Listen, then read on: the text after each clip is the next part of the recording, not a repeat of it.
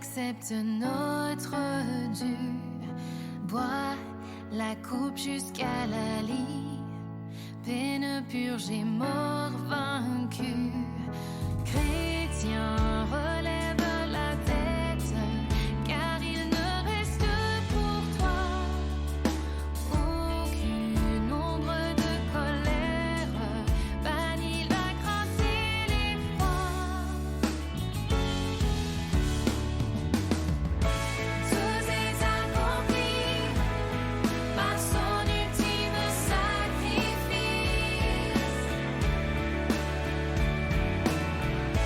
Une fois pour tous et pour toujours la croix suffit. Tout est accompli.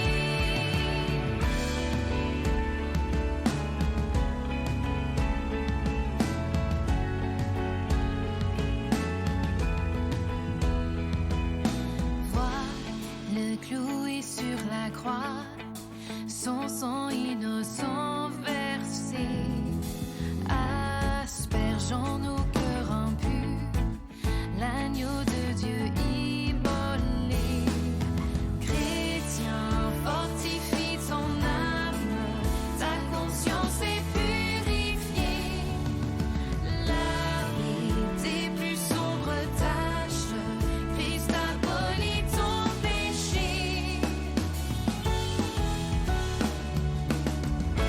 Tout est accompli par son ultime sacrifice.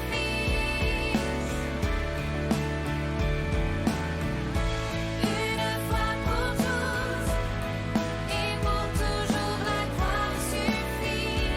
Tout est accompli.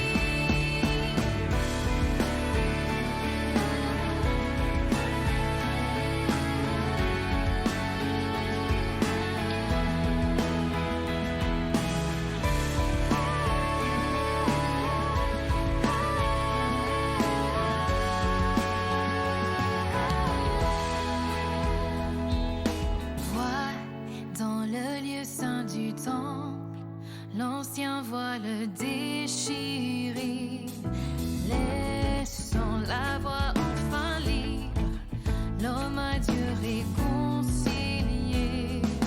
Chrétien, sois plein d'assurance, rien ne peut te séparer. Entends la voix de ton Père, viens mon enfant bien-aimé. Tout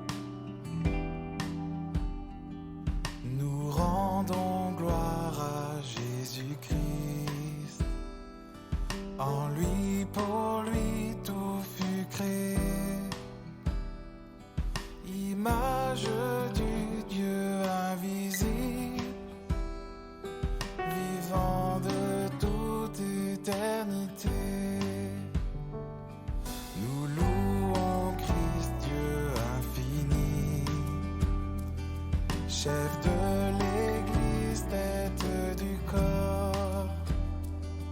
La plénitude habite en lui, qui seul s'est levé de la mort. Par son amour réconcilié, uni à celui qui libère, de tous nos péchés pardonnés, nos cœurs s'élèvent sur cette terre. Par son amour réconcilié, unis à celui qui libère, de tous nos péchés pardonnés, nos cœurs s'élèvent. Adorons Jésus, Dieu incarné, auteur suprême du salut parfait. Restons ancrés, fondés en lui, car Jésus-Christ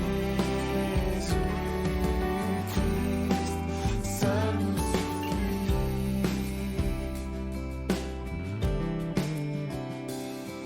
Nous rendons gloire à Dieu le Père, dont l'œuvre arrache de l'ennemi. Il nous transporte dans sa lumière pour saisir l'héritage promis. Nous qui étions des étrangers, par nos pensées des ennemis, la mort du Fils fut notre paix. Dieu nous a rendus saints pour lui. Par son amour réconcilié, unis à celui qui libère, de tous nos péchés pardonnés, nos cœurs s'élèvent sur cette terre. Par son amour réconcilié, unis à celui qui libère, de tous nos péchés pardonnés, nos cœurs s'élèvent. Adorons Jésus, Dieu incarné, auteur suprême du salut parfait. Restons ancrés, fondés en lui, car Jésus-Christ seul nous suffit. Adorons Jésus, Dieu incarné, auteur suprême du salut parfait. Restons ancrés, fondés en lui, car Jésus-Christ seul nous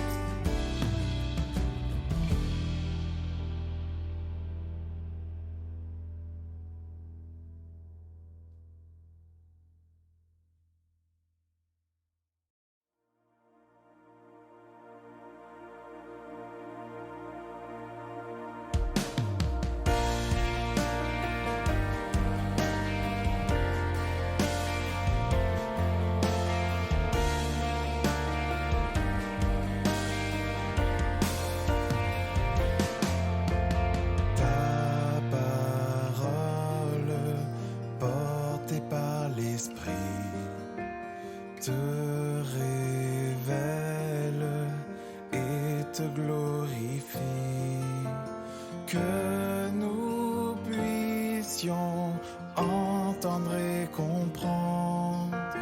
Ouvre nos yeux pour te contempler.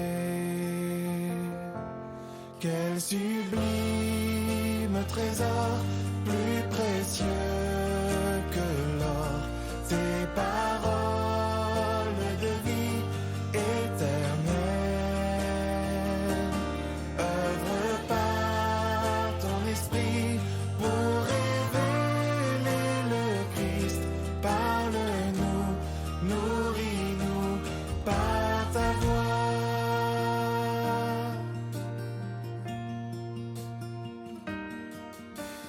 Ta parole convainc de péché et nous change pour te ressembler. Que nos cœurs soient comme un sol fertile, combat en nous l'incrédulité. Quel sublime trésor, plus précieux que l'or, tes paroles de vie éternelle. Œuvre par ton esprit pour révéler le Christ. Parle-nous, nourris-nous par ta voix. Voilà, bonjour à tous, bonjour et bienvenue pour ce temps de culte que nous allons partager ensemble. On est reconnaissant de pouvoir continuer à nous réunir dimanche après dimanche, même si c'est en devant supporter quelques petites restrictions, les masques, les distances, mais on est heureux de pouvoir se réunir encore une fois pour tous ensemble apporter notre culte à notre Dieu par la prière, par la louange, passer un temps aussi dans sa parole pour la comprendre, pour l'étudier.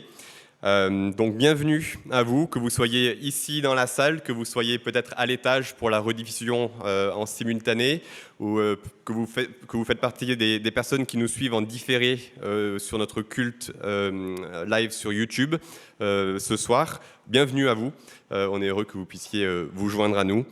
Donc ce matin, nous aurons un temps de louange, un temps de prière auquel chacun est appelé à participer et je vous encourage à pouvoir le faire.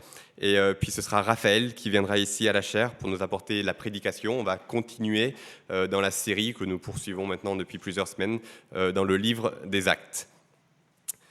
Mais avant tout cela, j'avais simplement à cœur qu'on puisse lire ensemble quelques versets tirés du livre d'Ésaïe.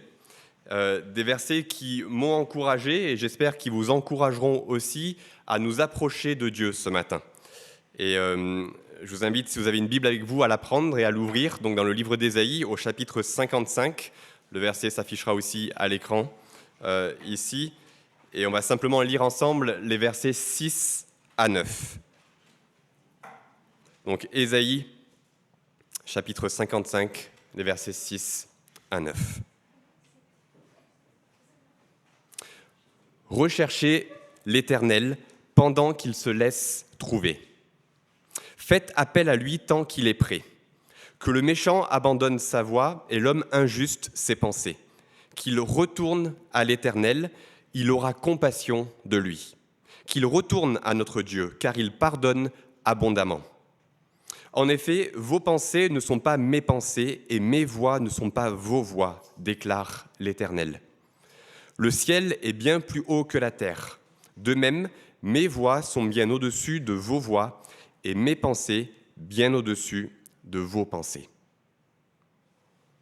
Ces quelques versets sont aptes à préparer nos cœurs pour louer Dieu ce matin. Dieu s'adresse ici à chacun de nous et il nous appelle à lui. Recherchez l'Éternel pendant qu'il se laisse trouver. Faites appel à lui tant qu'il est prêt.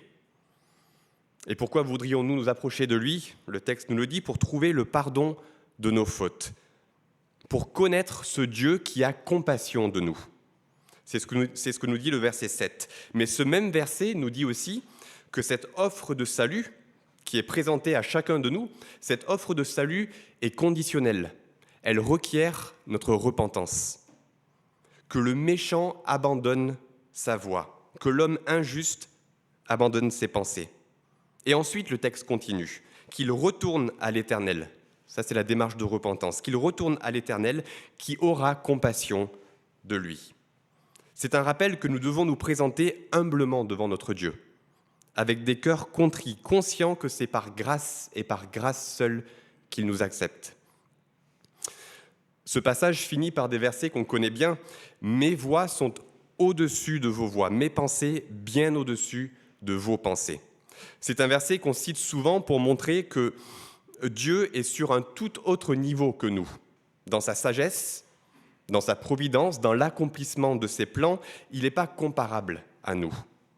Il est le Créateur, nous sommes les créatures. Il est infini et nous ne le sommes pas. Il est saint et nous sommes pécheurs. Et donc c'est un verset qui nous rappelle combien Dieu est loin de nous, au fond, combien il est différent, combien il est inaccessible, séparé de nous. Mais paradoxalement, 2 versets plus tôt, on a lu ensemble, il nous appelle à lui. « Venez à moi, recherchez-moi. L'Éternel se laisse trouver. » Comment on fait pour réconcilier ça ? Tout simplement, je pense, en réalisant que ce verset 8 s'applique aussi à l'amour de Dieu, à sa grâce et à son pardon. Regardez la fin du verset 7. « L'Éternel a compassion », fin du verset 7, « il pardonne abondamment ». Puis arrive le verset 8. « En effet », il y a un lien logique qui est établi ici, « en effet, ses pensées ne sont pas nos pensées ». Dit autrement, humainement parlant, on ne peut pas pleinement comprendre la profondeur de l'amour de Dieu pour chacun de nous. Son pardon n'est pas notre pardon. Et donc ce verset 8 est aussi là pour nous rappeler combien nous sous-estimons aussi la richesse de la compassion de Dieu, de sa grâce manifestée envers chacun de nous. Voilà aussi comment Dieu est bien au-dessus de chacun de nous. Alors cette invitation, elle est offerte à chacun de nous ce matin. Nous sommes appelés à nous approcher de Dieu qui, certes, est bien au-dessus de nous, mais dans sa grande compassion, par amour pour ceux qui ont le cœur humble et repentant, il nous laisse venir à sa rencontre. Je ne sais pas comment votre semaine s'est passée. Peut-être que vous avez le sentiment ce matin de devoir abandonner une voie qui n'est pas celle de Dieu, de devoir laisser des pensées qui sont des pensées qui vous éloignent de Dieu. Quel que soit votre état d'esprit ce matin, recentrez-vous sur Dieu, faites appel à lui. Il se laissera trouver. Ça, c'est la promesse merveilleuse de ce texte. Il se laissera trouver. Approchons-nous de lui et faisons monter vers lui notre adoration, nos chants, nos prières, chacun de nous, dans une attitude de reconnaissance.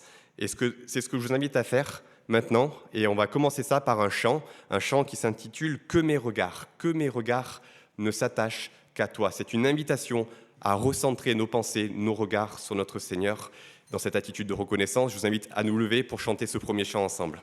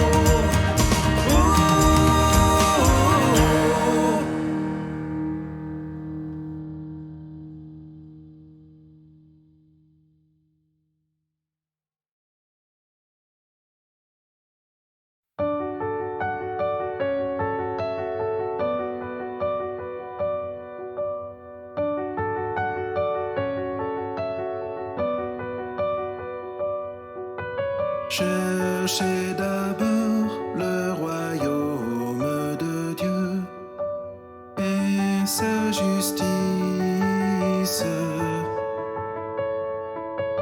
et toutes ces choses vous seront données en plus.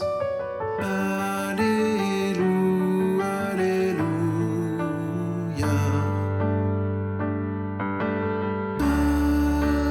Alléluia.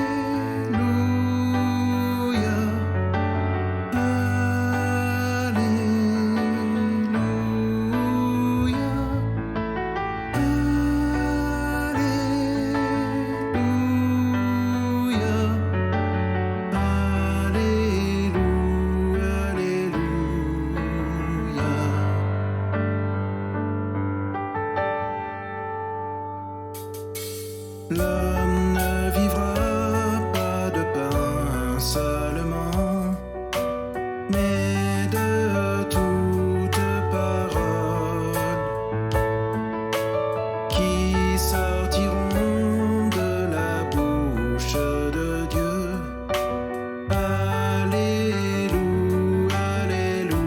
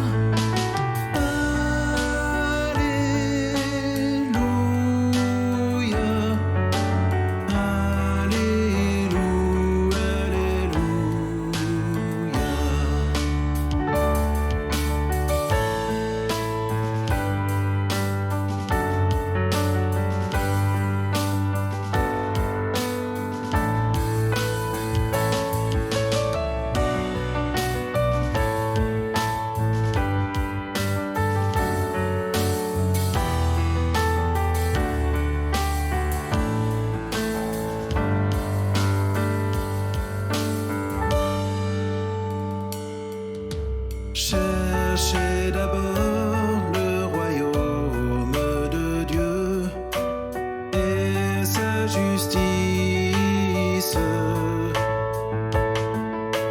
et toutes ces choses vous seront données en plus. Alléluia, Alléluia.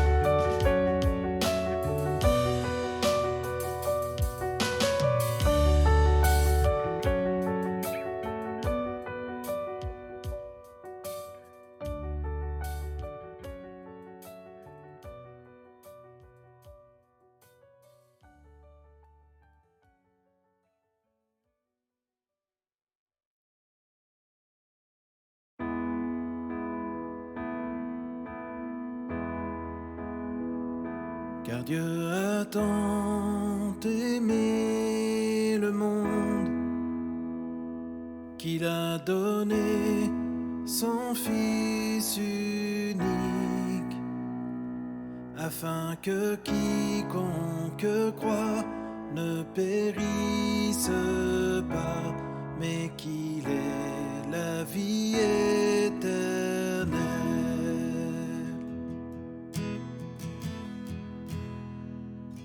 Je regarde à la croix, je regarde à Jésus seul, car son amour m'a restauré, son amour m'a libéré, car Dieu a tant aimé le monde qu'il a donné son Fils unique, afin que quiconque croit ne périsse pas, mais qu'il ait la vie éternelle.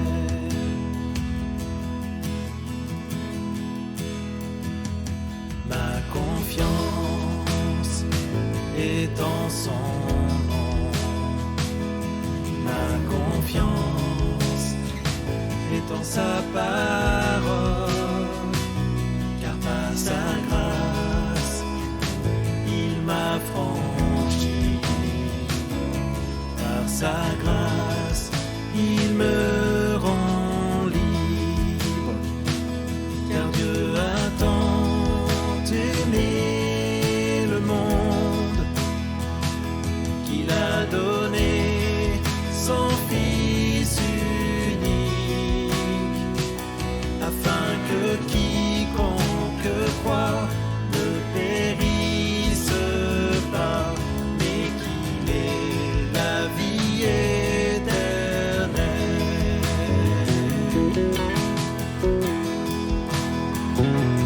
Par son sang précieux, il m'a libéré pour la gloire de son saint nom.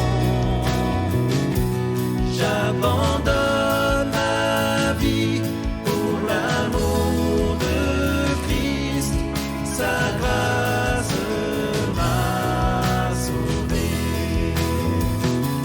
Par son sang précieux, il m'a libéré pour la gloire de son saint nom. J'abandonne ma vie pour l'amour de Christ, sa grâce m'a sauvé. Car Dieu a tant aimé le monde qu'il a donné son Fils unique, afin que quiconque croit ne périsse pas, mais qu'il ait la vie éternelle. Mais qu'il ait la vie éternelle.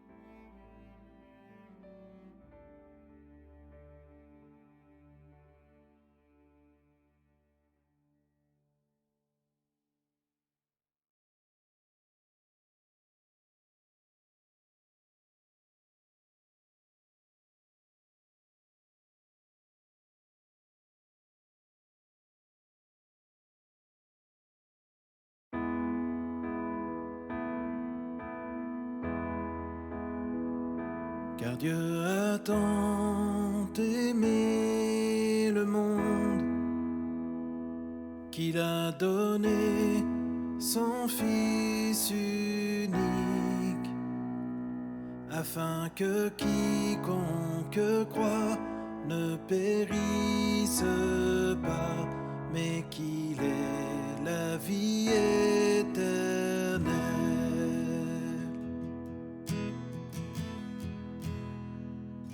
Je regarde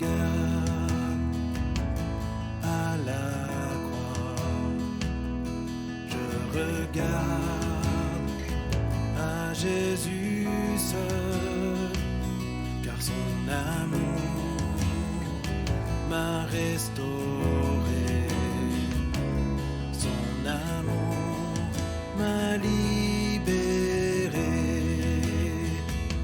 car Dieu a tant aimé le monde qu'il a donné son Fils unique, afin que quiconque croit ne périsse pas, mais qu'il ait la vie éternelle.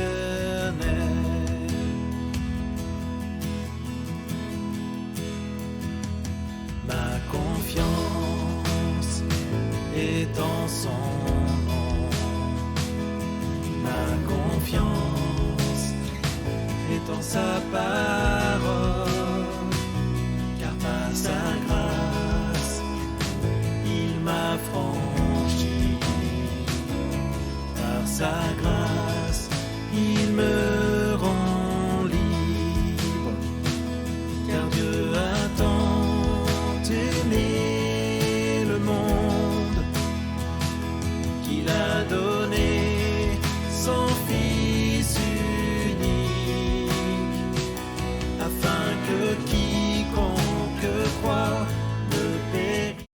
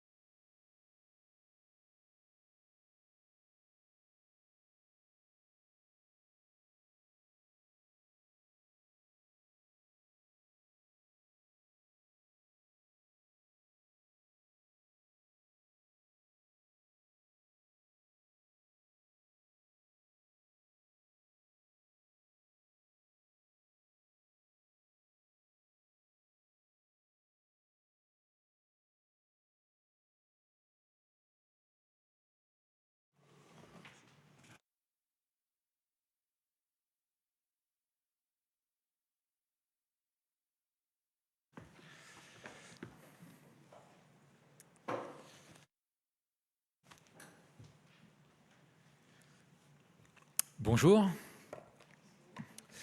Bonjour à tous. Je suis ravi de vous retrouver donc pour poursuivre dans le livre des Actes dans lequel nous sommes en ce moment. Souvent, le pourquoi nous devons faire des choses est plus simple à trouver que le comment.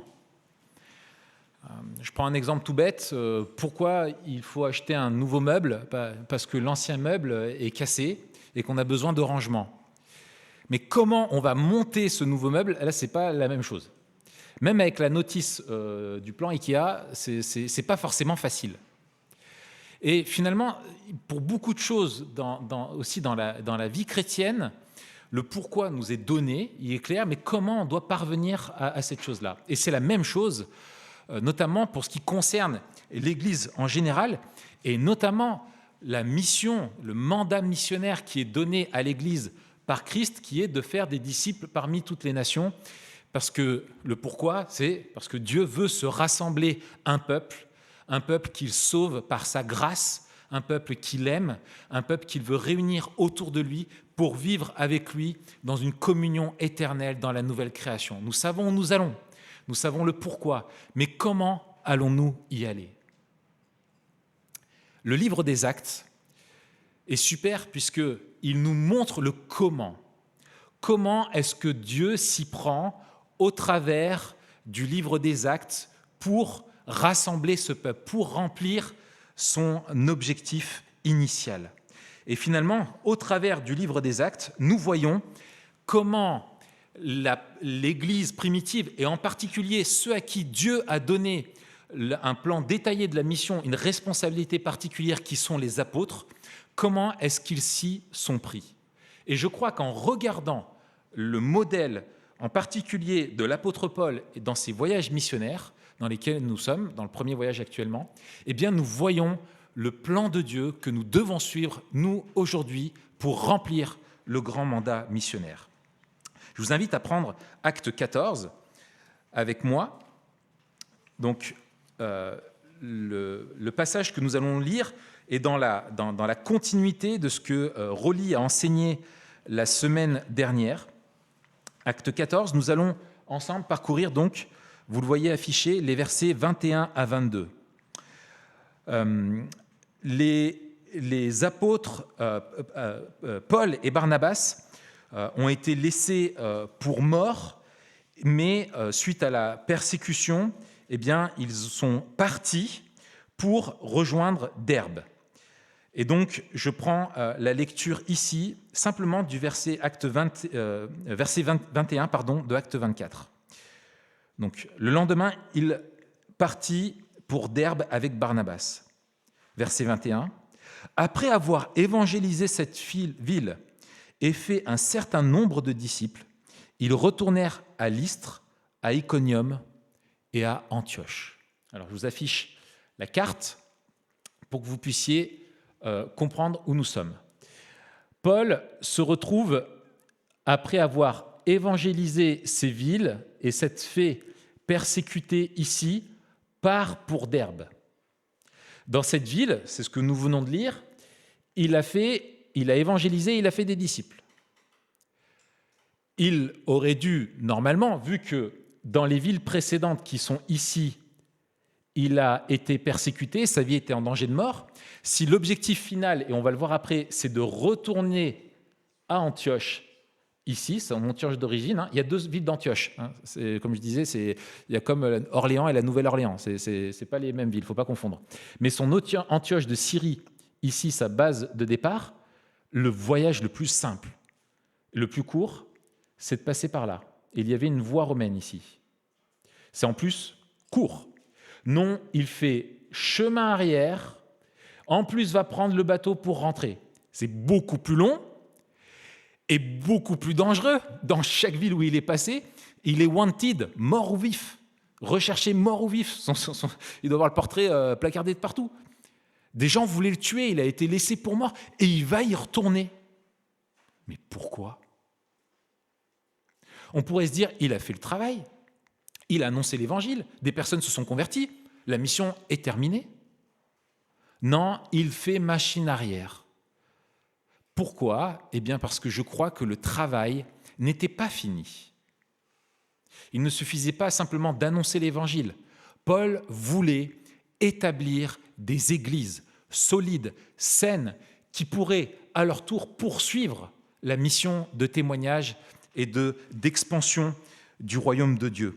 C'était sa compréhension de l'accomplissement du mandat missionnaire. Et je crois qu'en regardant la stratégie de Paul, nous allons pouvoir comprendre comment remplir le mandat missionnaire.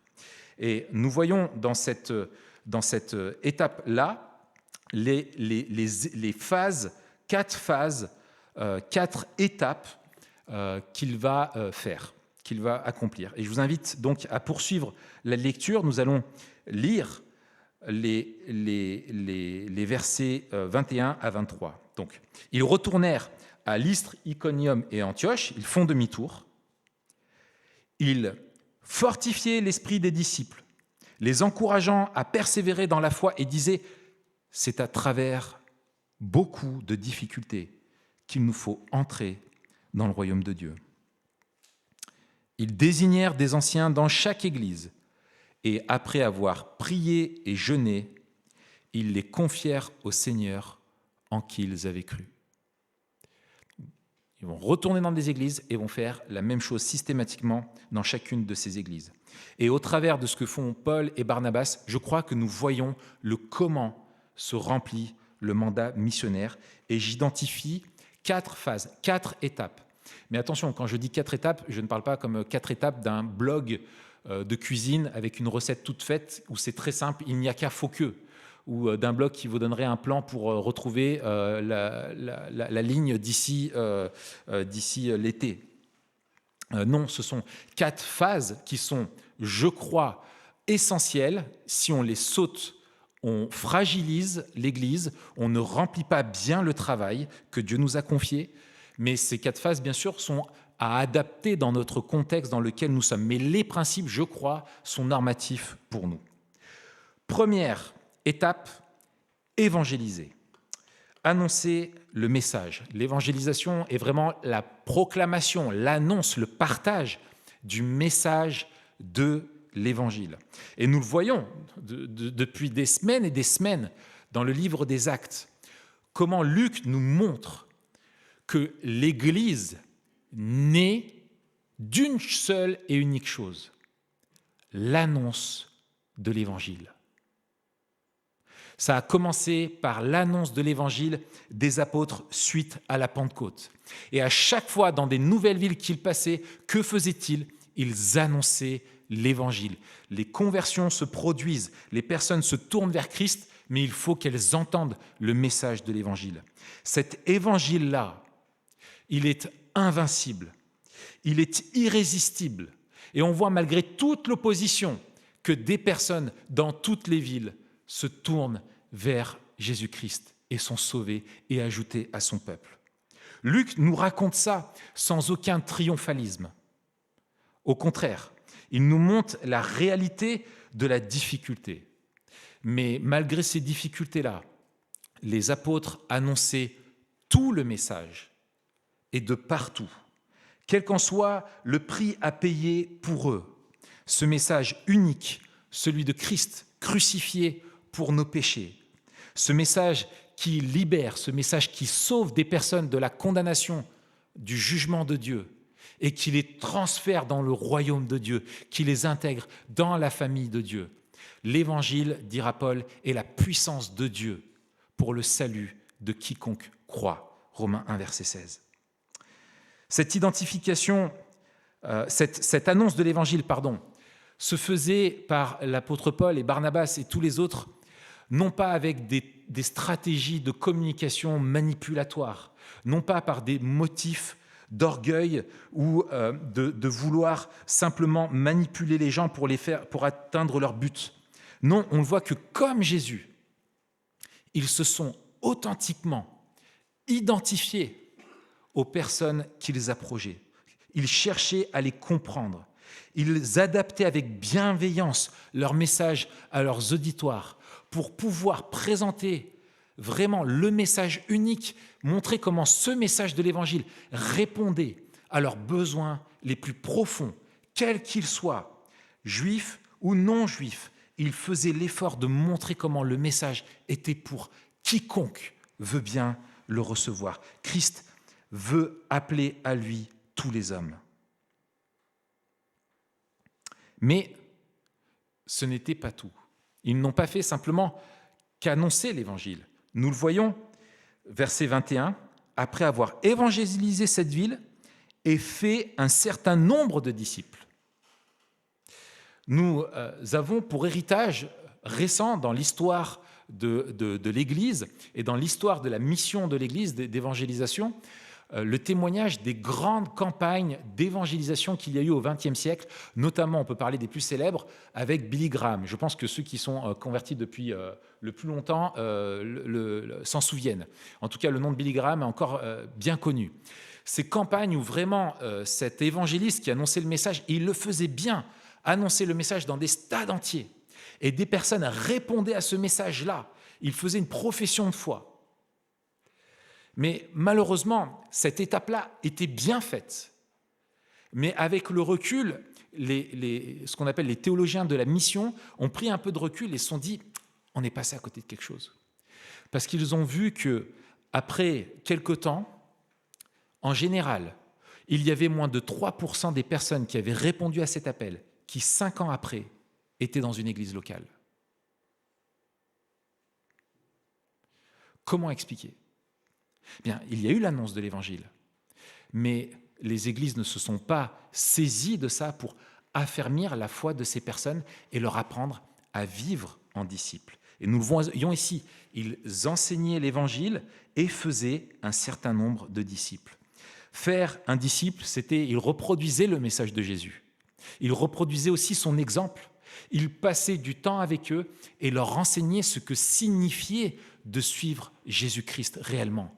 Pas simplement répondre à un message, répondre à une annonce, de dire oui, je veux donner ma vie à Jésus, mais ce que ça veut dire concrètement, réellement, de suivre Jésus-Christ, de vivre sous sa seigneurie, de suivre ses commandements. Ils leur ont appris à imiter Jésus dans son obéissance et dans sa confiance au Père. Ils ont voulu que ces personnes deviennent des vrais apprentis de Jésus-Christ et lui restent fidèles. Souvent, nous disons que nous amalgamons la mission, le mandat missionnaire, à l'évangélisation. Mais finalement, c'est partiellement faux. Parce que la mission est plus que l'évangélisation. C'est simplement la première étape. Il faut évangéliser, il faut annoncer le message de l'évangile. Tout commence par là. Mais il faut faire des disciples de ceux qui reçoivent ce message par la foi. Il faut les réunir et leur apprendre à suivre Christ. Et c'est la responsabilité des églises locales d'accueillir ceux qui professent leur foi en Jésus-Christ et de s'investir en eux pour leur apprendre à tisser une vraie relation avec Jésus-Christ, une vraie relation intime et le suivre. Et puis ces personnes, il faut les baptiser. Et puis il faut continuer de les encourager en leur enseignant tout ce que Jésus a enseigné et à obéir à toutes ces choses-là. Et ça nous conduit à la deuxième étape. Et je crois que c'est pour cela que l'apôtre Paul a fait demi-tour. Il avait annoncé, il avait fait des disciples, mais il fallait faire demi-tour afin de pouvoir fortifier la foi des disciples. Verset 22. Il fortifiait l'esprit des disciples, les encourageait à persévérer dans la foi en disant « C'est à travers beaucoup de difficultés qu'il nous faut entrer dans le royaume de Dieu ». Souvenons-nous, ces personnes ont vu Paul et Barnabas se faire lapider, être menacés de mort et devoir fuir. Eux-mêmes avaient été probablement brimés, menacés d'abandonner cette foi. Et qu'est-ce qui se passe ? Ils voient Paul et Barnabas revenir les voir et se faire du souci pour eux, du souci pour leur fidélité. Ils leur ont transmis par leur modèle un exemple de persévérance. Voilà ce que c'est qu'être un disciple. Ils ont voulu les fortifier et ils les ont aussi enseignés. Ils leur ont contenu un enseignement théologique à propos de la souffrance. Et c'est essentiel quand on est jeune chrétien, parce que toute notre vie, nous souffrirons. Et il y a une souffrance qui est inhérente à la foi en Jésus-Christ.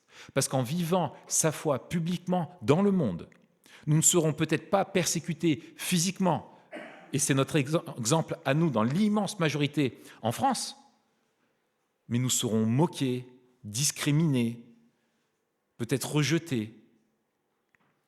Mais il faudra assumer cette foi. Et puis, nous vivrons des épreuves. Et ces épreuves, comment allons-nous les interpréter ? Si je vis une épreuve, est-ce que c'est parce que Dieu m'a rejeté? Dieu m'a abandonné?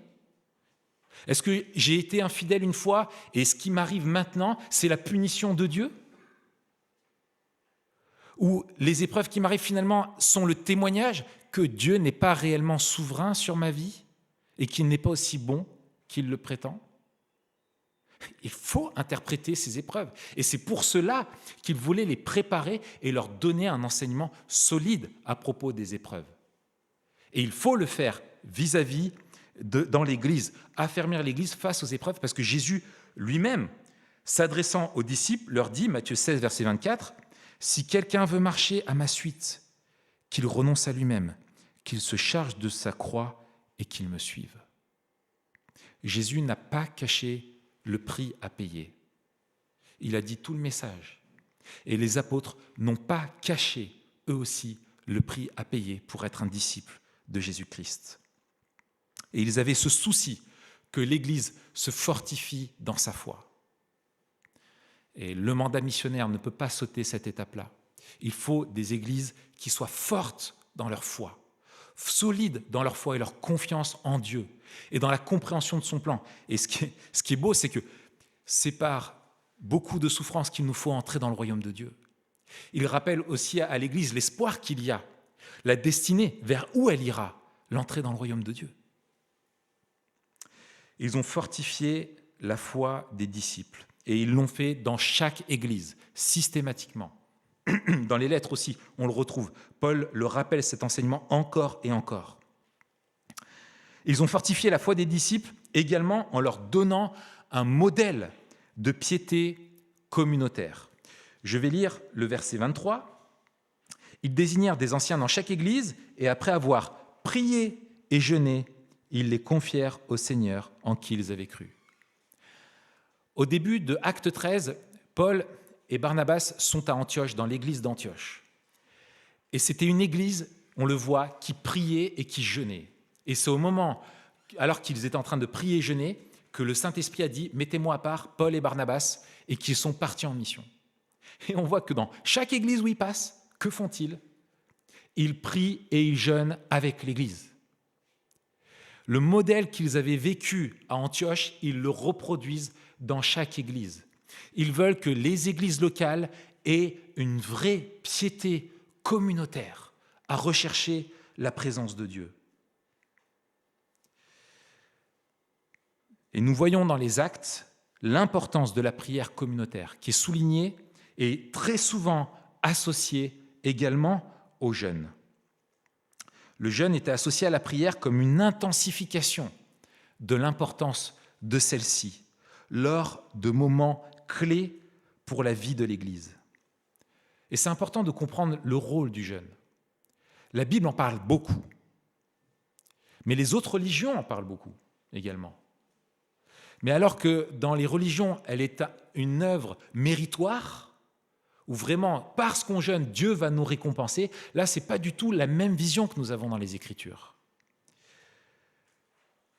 La faim et la soif nous sont donnés et sont des mécanismes dans notre corps, dans notre cerveau, dans tout notre être, qui sont là pour nous rappeler que nous manquons de nos besoins essentiels. Quand j'ai faim, je manque de nourriture. Quand j'ai soif, je manque d'eau. Et la faim et la nourriture et l'eau, si on n'en a pas, on meurt. Bien sûr, vous avez besoin que je vous le rappelle. Et le jeûne, que produit-il en nous? De ressentir la faim, ressentir la soif. L'homme ne vivra pas de pain seulement, mais de toute parole qui sort de la bouche de Dieu. Deutéronome, chapitre 8, cité par Jésus, alors qu'il jeûnait et priait face à Satan. Cette faim et cette soif du jeûne, produites par le jeûne, ont une vertu pédagogique de nous rappeler notre besoin de Dieu et que ce besoin de Dieu est plus important, plus vital pour nous que la faim et la soif. C'est quelques semaines sans manger, c'est quelques jours sans boire, Mais ce n'est même pas un quart de fraction de seconde sans Dieu que nous pouvons vivre. Nous avons été créés dépendants de Dieu. Et je crois que Dieu a créé ces sensations aussi pour nous rappeler une dépendance plus grande, qui est celle de sa présence et de son règne sur nos vies. Jésus lui-même, Fils de Dieu, a jeûné et prié pour expérimenter son besoin de Dieu, sa dépendance de lui, pour se préparer à son ministère. En revanche, les disciples de Jésus, tant qu'ils étaient avec lui, n'ont pas jeûné et prié. Et vous vous souvenez peut-être de cet échange quand des disciples du prophète Jean-Baptiste sont venus voir les disciples de Jésus en disant « Mais nous, on jeûne et on prie, mais vous jeûnez pas. Pourquoi ?» Et parce qu'ils étaient avec Jésus et qu'ils étaient nourris par lui. Ils n'avaient pas besoin de manifester ce manque-là. Mais Jésus a dit « Mais quand je partirai, alors ils jeûneront. » Et on voit dans le livre des Actes que dès que Jésus est parti, l'Église a commencé et a jeûné. Elle voulait et elle priait et elle jeûnait afin de se tourner vers le Seigneur et lui dire « Tu nous manques » pour l'adorer, pour se confier en lui, pour exprimer son désir de vivre pour lui, de rechercher sa face et sa volonté, pour souligner, se rappeler qu'elle a besoin de son action providentielle au quotidien dans l'Église et chercher sa direction. Et nous constatons que cette foi sincère de l'Église, manifestée au travers du jeûne et de la prière communautaire, rencontre dans le livre des Actes la direction décisive du Saint-Esprit. On le voit à Antioche, alors qu'il prenait et jeûnait, le Saint-Esprit a donné le lancement du mandat missionnaire auprès des non-juifs au travers de l'apôtre Paul. La piété personnelle est importante. Et dans notre héritage évangélique, c'est quelque chose que nous soulignons encore et encore. D'être seul face aux Écritures et dans la prière, c'est essentiel. Mais pas plus que la piété communautaire, où nous nous rassemblons ensemble pour prier, chercher la face du Seigneur, et dans des moments décisifs où nous jeûnons pour dire « Seigneur, nous avons besoin que ton esprit nous aide à discerner ce que tu veux ». Troisième étape, une fois qu'ils ont transmis et fortifié la foi des disciples, qu'ont fait-ils ? Verset 23, « Ils désignèrent des anciens dans chaque église ». Troisième étape, c'est donc de structurer en nommant des anciens. C'est la première référence que l'on a d'anciens dans la Bible, en plus de l'église de Jérusalem. Et on voit que l'église d'Antioche, celle d'où partent Paul et Barnabas, était une église où il y avait une équipe qui était déjà en place avec des prophètes et des enseignants.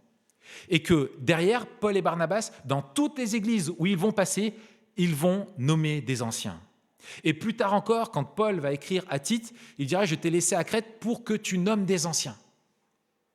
Il faut que l'Église ait des anciens, et on voit qu'il y a ce modèle de pluralité, d'équipe, dans chaque Église, des hommes dont la charge est de consolider l'Église et de l'aider à grandir en l'enseignant.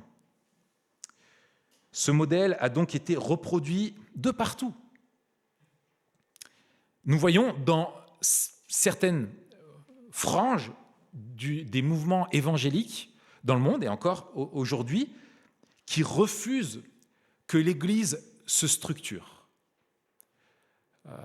À partir du moment où on est 2-3 chrétiens, le Seigneur est au milieu de nous, et on se retrouve dans notre salon ou dans un parc, et c'est ça l'Église. Et en voulant structurer, en faisant des choses, plus vous ajoutez de la lourdeur qui est inutile, vous compliquez les choses. Ça, c'est l'héritage de l'Église catholique, etc. Enfin, on entend tout et n'importe quoi. Et bien sûr, il cite Matthieu 18, là où 2 ou 3 sont réunis, je suis au milieu d'eux, hors contexte, pour souligner ça notamment. Regardez Jésus avec les apôtres. C'était un petit groupe, ils étaient comme ça, pas besoin de tout ça, et ils n'avaient pas besoin de se retrouver dans un local, ils n'avaient pas besoin d'avoir une structure comme vous l'avez, de nommer des anciens, des diacres et tout ça. Tout ça, on n'en a pas besoin. Mais ils prennent les évangiles, mais ils oublient les actes, et ils oublient les épîtres. Et nous voyons que Paul, l'apôtre Paul, qui avait autorité, mandaté par Jésus, au nom de Jésus, nommait des anciens dans chaque église. Il fallait structurer ces églises pour qu'elles fassent face aux défis qui étaient présents, les défis des hérésies, les défis des divisions, les défis de croissance aussi. Ils étaient là pour structurer fidèlement l'Église en l'enseignant, en équipant les membres, en priant, en prenant soin d'elle et en fortifiant la foi des membres. Et une fois qu'ils ont fait nommer les anciens, qu'ont fait les apôtres, qu'ont fait Paul et Barnabas, ils sont partis. Ils sont partis. Et c'est la 4e étape, je crois, c'est celle de responsabiliser l'Église locale. La version que nous utilisons pour la série dit, verset 23, « Ils désignèrent des anciens dans chaque Église. » Mais regardez, je vous lis dans la version de la Bible du Semeur, elle traduit ainsi. « Dans chaque Église, ils firent nommer des responsables. » La traduction seconde dit « Ils firent nommer des anciens dans chaque Église. » Alors j'ai regardé, et effectivement, Semeur et Second traduisent mieux. Ils firent élire, c'est vraiment la dimension de faire voter l'Église. Ce n'est pas Barnabas et Paul qui se sont retrouvés et qui ont voté tous les deux ensemble pour savoir qui devait nommer. Non, ils ont demandé à l'Église de discerner qui devait être ancien. Et ils ont fait élire par l'Église. Et une fois que ce processus a été fait, ils se sont retirés. Pourquoi ? Parce que dans leur compréhension, l'Église est responsable. L'Église est responsable de l'Église. Elle délègue un leadership aux anciens. Et les anciens sont là pour donner une vision à l'Église, proposer une direction, proposer une orientation et veiller sur elle. Mais c'est l'Église qui est responsable devant Dieu de nommer ces anciens-là. Et c'est l'Église qui est responsable, en définitive, de veiller et d'obéir dans les Écritures. Elle vit sous le règne direct de Dieu par le Saint-Esprit. C'est pour ça que les apôtres ne restaient pas. Elles ne vivaient pas sous le règne des apôtres, mais elles devaient vivre sous le règne direct de Dieu. Et c'est ce que souligne la prière de Paul. Ils les confièrent au Seigneur en qui ils avaient cru.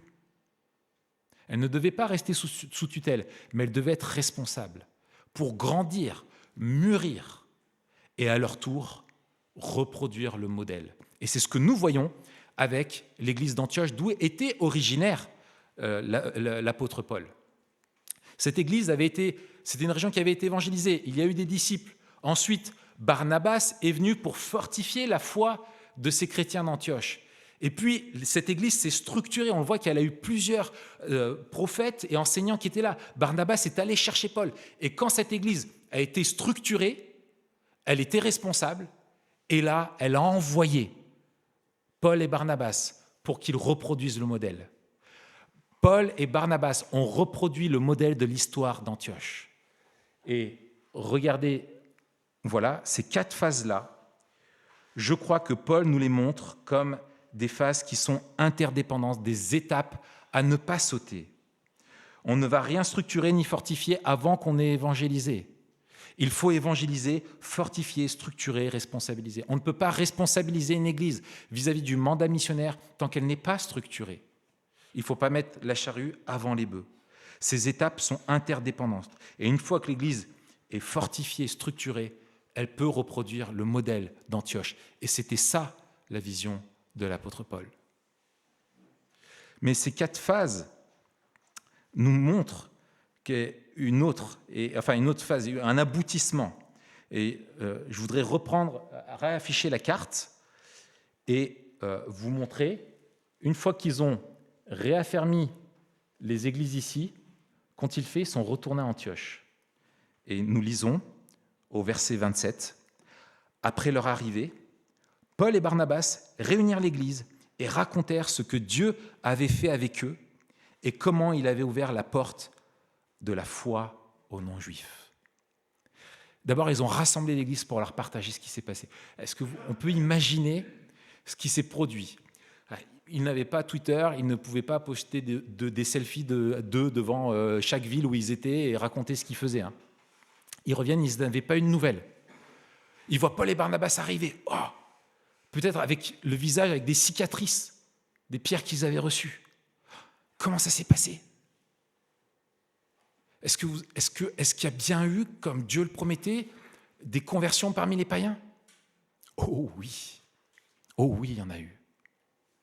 Ça a été dur. On a souffert, mais on a vu ce que Dieu a fait. Et assez de conversions pour qu'il y ait une église comme nous? Oui. Quoi, plus d'une église? 7. 7 églises. Vous imaginez la joie de cette église qui avait fait ce sacrifice de laisser partir Paul et Barnabas et dire, attends, mais ils sont partis maintenant, il y a 7 autres églises. Waouh, qu'est-ce que Dieu a fait? Extraordinaire. Et l'Église peut rendre gloire à Dieu pour ça. Et c'est ce qu'ils font. Ils racontèrent tout ce que Dieu avait fait avec eux. Paul et Barnabas sont bel et bien conscients que c'est le plan de Dieu qui est en train de s'accomplir. Si Dieu n'avait pas agi, ils auraient pu appliquer les meilleures méthodes, avoir les meilleurs process. Rien ne se serait produit. Tout dépend de l'œuvre souveraine de Dieu. Et l'Église ne peut jamais s'attribuer le moindre fruit. C'est Dieu qui est à l'œuvre. Et quel privilège d'être ses instruments. Et Paul dit qu'il avait ouvert la porte de la foi aux non-juifs. Et cette phrase a un effet qui est extraordinaire quand on y réfléchit. Elle souligne comment Dieu lui-même donc a ouvert la foi aux non-juifs. C'est extrêmement important de le souligner, puisque c'était la promesse. Et il voit maintenant que Dieu, effectivement, se crée un peuple parmi toutes les nations. Et juifs et non-juifs se retrouvent dans la même Église. Et on verra au chapitre 15 les conséquences de ça. Et Jésus l'avait annoncé, et ça s'accomplit. Dieu n'est pas un Dieu statique. Dieu avance et fait avancer lui-même son plan, et il nous révèle comment il est. Et je crois que donc, en regardant la stratégie, la compréhension qu'avaient Paul et Barnabas et les apôtres du mandat missionnaire, comment ils ont compris la mission de Jésus, nous pouvons déduire cette vérité-là et cet engagement-là. Implantons des églises locales saines et nous remplirons le mandat missionnaire. C'est ce qu'ils ont fait. Et notre histoire, Scott le disait tout à l'heure, est la continuité de cette histoire-là. Le livre des Actes n'est pas la fin de l'histoire, mais nous montre simplement le début. 2000 ans plus tard, la stratégie de l'apôtre Paul demeure la meilleure. C'est en implantant des églises locales fortes, saines, que nous remplirons le mandat missionnaire. C'est le meilleur moyen que Christ nous ait donné. En 2017, nous avons fait un voyage missionnaire en église au Népal. Nous sommes un groupe à être partis pour rejoindre, donc dans le nord-ouest du pays, aider pendant une dizaine de jours une école biblique qui forme des pasteurs implanteurs. Et ce que Dieu fait au Népal et dans cette région du monde est tout simplement incroyable. Et alors que nous étions là-bas, nous avons beaucoup écouté comment Dieu s'y prenait. Nous avons vu plein de témoignages et nous avons été beaucoup encouragés. Et dans mon carnet de notes, j'ai écrit ceci. Ils accomplissent tant avec si peu, alors que nous accomplissons si peu avec tant. Ils n'avaient pas grand-chose là-bas, mais ils avaient foi dans les Écritures, foi dans le modèle qui était donné. Et comparativement, nous, en France, nous n'avons pas la persécution. Nous, en France, nous pouvons implanter des églises sans risquer notre vie, sans risquer de se retrouver en prison, de se faire casser les doigts. Nous avons tant d'institutions de formation, de facultés de théologie, etc. Nous ne manquons pas de formation et de leaders, etc. Nous avons tant de choses. Nous avons tant de moyens financiers, tant de richesses dans notre pays par rapport au Népal, qui est un des pays les plus pauvres du monde. Mais ils accomplissent tant. Ils ont compris que la porte était ouverte et ils la franchissent. Que Dieu nous aide à faire confiance dans les Écritures pour que nous puissions profiter dans ce temps de grâce pour pouvoir implanter des églises saines et remplir le grand mandat missionnaire. Amen.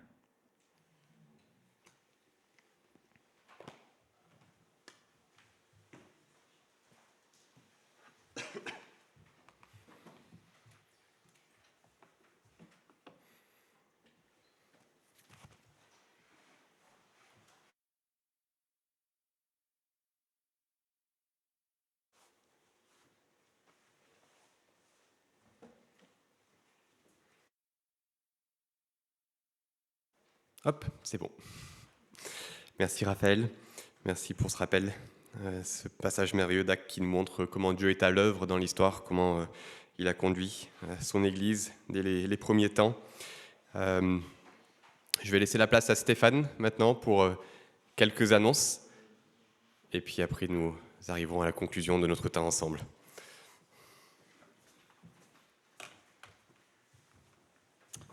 Bonjour à chacun, juste quelques annonces. Raphaël y a fait référence très clairement dans sa prédication par rapport à l'implantation. Et juste pour rappel, nous avons une réunion cet après-midi à 14h30, ici même dans ces locaux, pour les membres de notre assemblée ou pour les futurs membres de notre assemblée, qui aura lieu à 14h30. Donc pour une information importante de la part du conseil d'anciens, de la part aussi du conseil d'administration, concernant un projet d'implantation que nous vous avions déjà évoqué il y a quelques temps.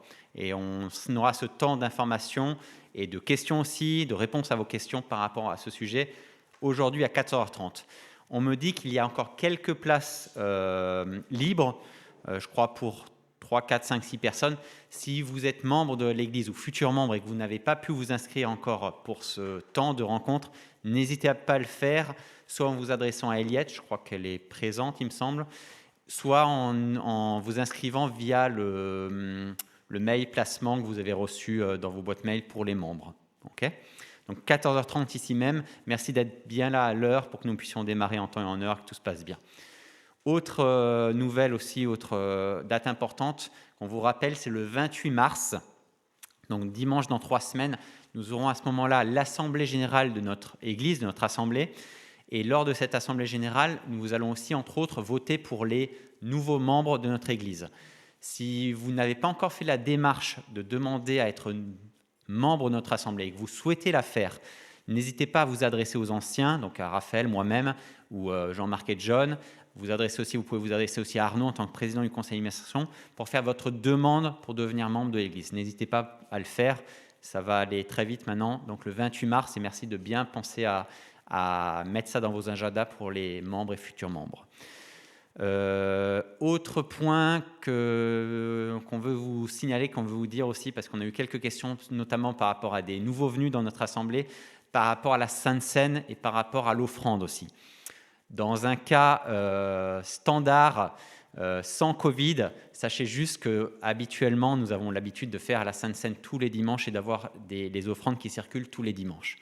Au jour d'aujourd'hui, avec toute la problématique liée au Covid, c'est vrai que nous avons moins, malheureusement, cette habitude saine à avoir dans nos cultes. Donc, juste 2 choses. Par rapport à l'offrande, vous avez un tronc au fond de la salle, donc pour ceux qui sont au deuxième étage, au premier étage, elle est au rez-de-chaussée, c'est cette boîte où vous pouvez mettre vos offrandes si vous le souhaitez. Vous pouvez aussi vous adresser à Scott, qui préside le culte, qui est aussi le trésorier parmi ses nombreuses qualités de notre assemblée, pour avoir un RIB aussi de l'assemblée si vous souhaitez faire des dons. Deuxième aspect par rapport à la Sainte Seine, sachez qu'avec les anciens, on essaye de réfléchir comment pouvoir avoir la Sainte Seine de manière plus régulière avec toutes les problématiques sanitaires nécessaires. Donc on va essayer on a en tout cas pour objectif d'avoir un service de Sainte Seine 1 fois par mois dans nos cultes, sachez-le aussi. Je crois que j'ai fait le tour des annonces importantes, donc 14h30 cet après-midi et puis le 28 mars pour l'Assemblée Générale. Merci à vous. Merci Stéphane. Voilà, le moment est venu de rendre l'antenne pour nos frères et sœurs qui nous suivent sur YouTube. Je vous souhaite une bonne semaine. Pensez, si vous en avez la possibilité, de vous inscrire pour participer en présentiel à nos cultes. C'est toujours mieux de pouvoir le faire comme ça. Mais en tout cas, une bonne semaine à vous. Et puis, on espère vous revoir bientôt. Nous sommes heureux d'avoir passé ce moment ensemble. Rendez-vous dimanche prochain à 17h30 sur notre chaîne YouTube. Pour mieux connaître notre Église, visitez notre site www.ecegrenoble.fr. Si vous désirez entrer en contact avec l'un des responsables, écrivez-nous à contact@ecegrenoble.fr. Retrouvez les liens du site et l'adresse de contact en description. À bientôt!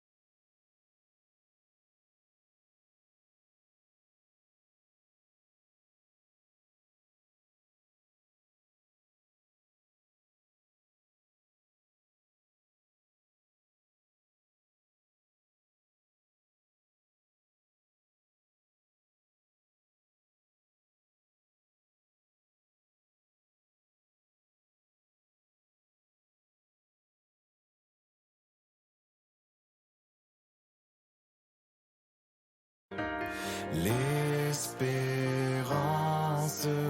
des générations, que nos vies soient bâties sur ce roc. Instruis-nous pour marcher dans tes voies. Quel sublime trésor, plus précieux que l'or. Tes paroles de vie éternelle, œuvre par ton esprit pour révéler le Christ. Parle-nous, nourris-nous par ta voix. Quel sublime trésor, plus précieux que l'or. Tes paroles de vie éternelle, œuvre par ton esprit pour révéler le Christ. Parle-nous, nourris-nous par ta voix. Parle-nous, nourris-nous par ta voix.